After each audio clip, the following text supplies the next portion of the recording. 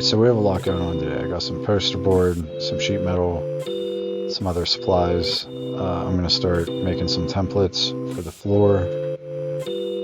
But first, I'm going to start with the back seats, those two little easy squares, and I'm going to do the trunk because those are the only two areas that I can do right now. Now, the idea is I have to cut some stuff off, like that bracket there, and I have to do a couple other things. But back here I want to put another brace, and my ideas are just to go up against those rails and just put a sheet the whole way along there. Now there's obviously going to be a curve to it, but that's the idea. And then I'll mount the gas tank in the back up on brackets to make it level, and the battery, but that's the idea. Now right now all I'm going to do is cut the stuff and self-tap, put some self-tapping screws in there and tap it in for now, and then it'll be welded later. But the rocker panels came finally, and just want to make sure that they're right, because with these old cars, people make mistakes, and this is the first time for me, obviously.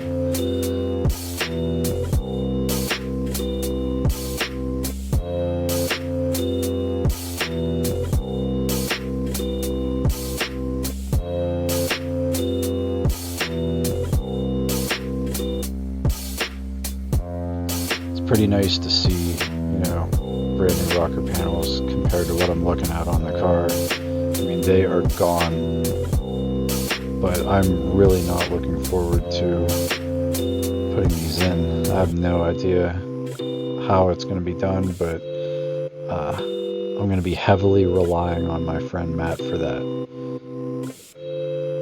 Alright, so like I said before, the idea is the rails that are on the side there, on each side, which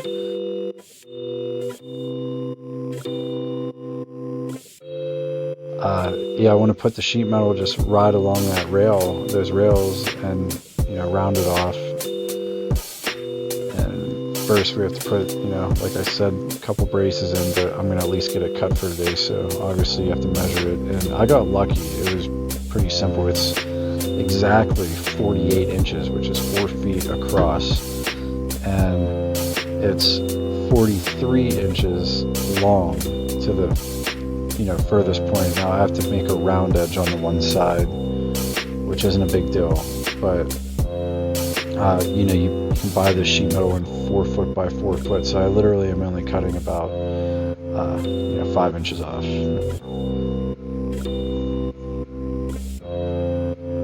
But you don't want to waste a $60 piece of metal, sheet metal. You got to measure twice. Really make sure that you have the right measurements, because as much as I have to do on this vehicle, I am not planning on. I can't just be wasting money.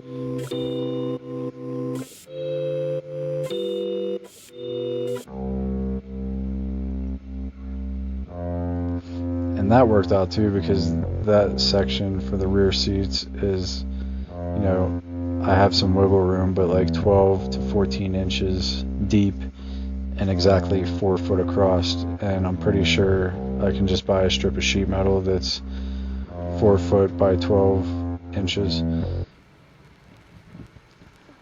Now, another thing that I decided as well is, as you can see, that my frame really isn't that bad. The frame isn't horrible. It's really good up front, obviously, because it's been redone, sanded a couple times. I did it once, but the rear of the car, it's really not that bad. And I feel like, instead of taking the body off this, I'm really leaning towards just keeping the body on it, putting new body mounts in, and once it's all said and done, lifting this up and just undercoating it, sanding and undercoating it when it's up on a lift. That's what I'm leaning towards. So plans have changed a little bit. No big deal. There's no. If I can find an easier way around doing something, I'll take it, as long as it's not going to make the car look worse. Well, these brackets are, it's kind of a joke. Like, I literally just, bent it up and down a few times, and it, it gave way. It broke right off.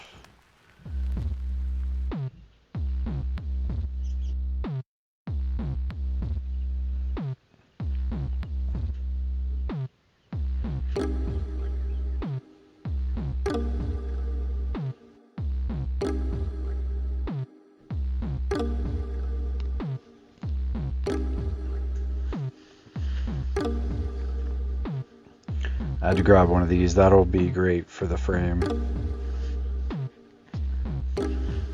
Now this is where the seat belts were actually bolted to, and obviously they have to go.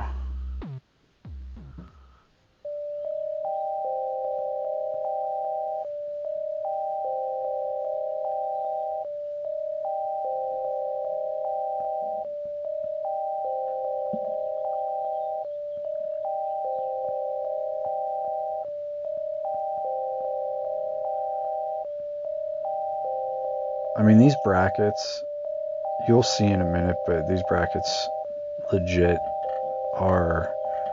they're like flexible. Like, I don't know whose life they would be saving, but just yet again another fail in this car that needed to be fixed.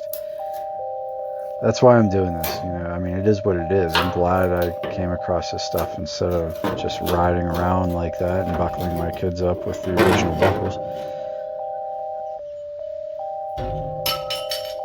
I don't even know if there's going to be a back seat yet. That's another thing. There's so many things that change as this project goes along. Like, I think I'd like to have back seats. It wouldn't hurt to have them, but then again, I wouldn't care if they weren't there, because this isn't going to be a family car.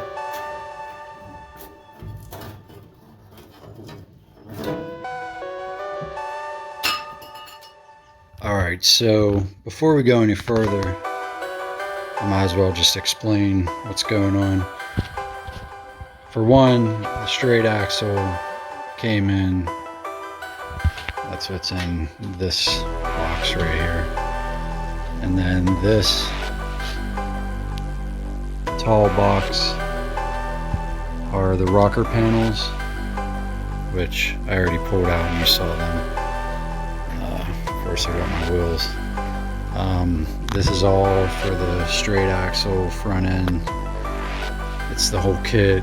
I got I don't even know what boxes or what, but I got my rotors, my brakes. I'm going with disc in the front. But yeah, there's a lot going on.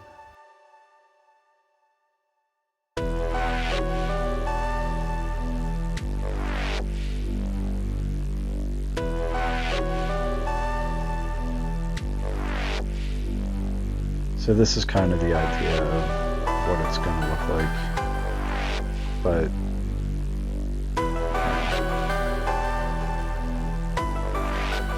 it's very generalized. It'll probably change 100 times. So what I'm doing here is I'm marking exactly 24 inches.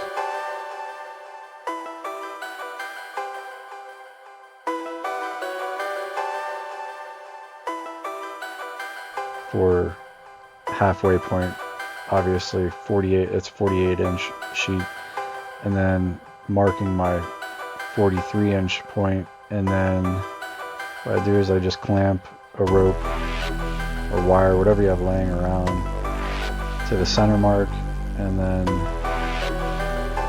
go to the center down there with your 43-inch mark, and then you just hold the marker on the mark, and it'll give you that nice perfectly round measurement, and that's the exact shape of the trunk.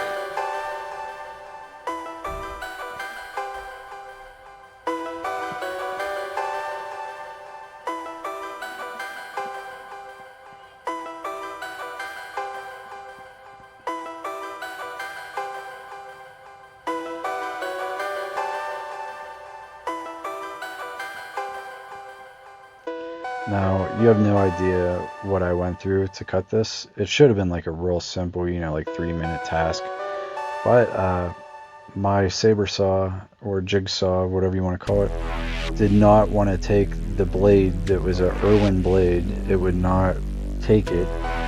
It just kept falling out and falling out. I mean, I probably picked it up 30 times. I would get like 2 inches into the cut and then it would just fall through. So, I mean, it was a struggle. I mean, I could sit here and count how many times. I'm not going to. You guys can, but it was a lot. I probably dropped the blade probably 20 or 30 times. I'm not even exaggerating. I don't even have all of them on video, but yeah. So finally, I mean, I got to a point where I was determined. Like I had to make this cut, and it was raining on and off all day. So I really, it was ready. I mean, you can see the sky is cloudy. I didn't know if I sat out there another 5 minutes if it was going to start raining. So I ended up grinding a little like notch into the blade, and that allowed it to catch inside of my jigsaw a little bit better. But that's not where the story ends. Okay, that fixed that problem, and the blade stayed in, and I got a little further on the project.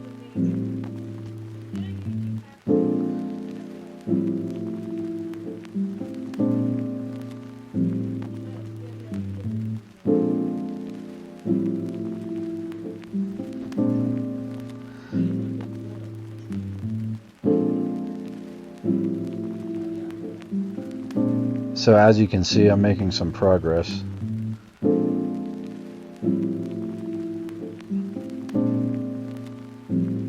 And then disaster strikes. No, not yet. That's just that kept falling down, and it made the cut a little more difficult.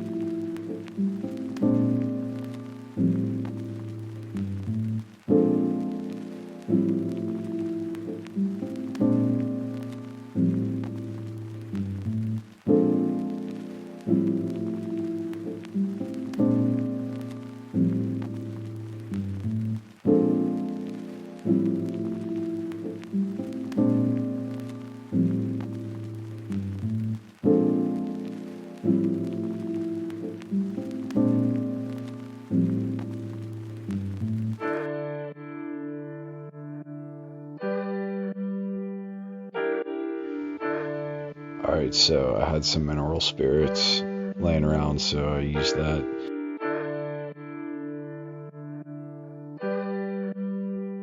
I just wanted to wipe it down and get any oil off of it or before I paint the bottom side, because I'm not really worried about the top yet because it's going to be welded in, and I don't want to paint and then have to grind the paint off before we weld it. So I'm only painting the underside and the edges because I don't know how long this is going to sit in the garage until I get it done.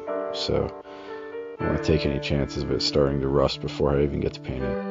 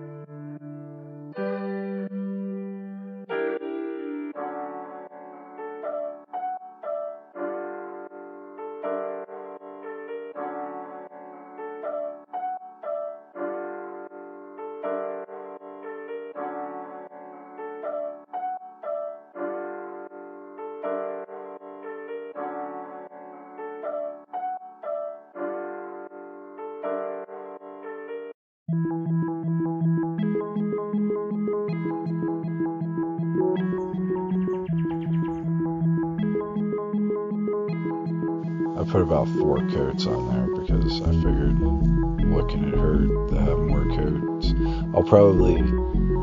The plan is after the floors are in and all is said and done, I'll be putting, another layer of undercoat on this as well, but just for now, because I don't know how long it's going to sit.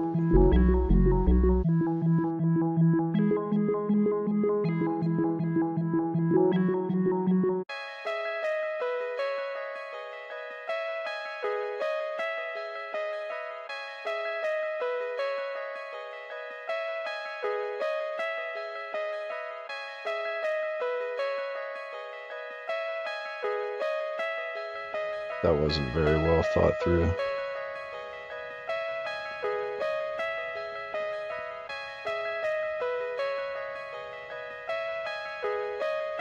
Now, as I said, this will be welded.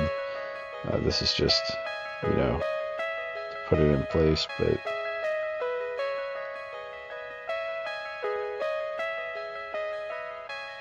I figured I would paint the underside of the back seats as well, but that's not that there needs to be more welding done underneath that before I tack that down.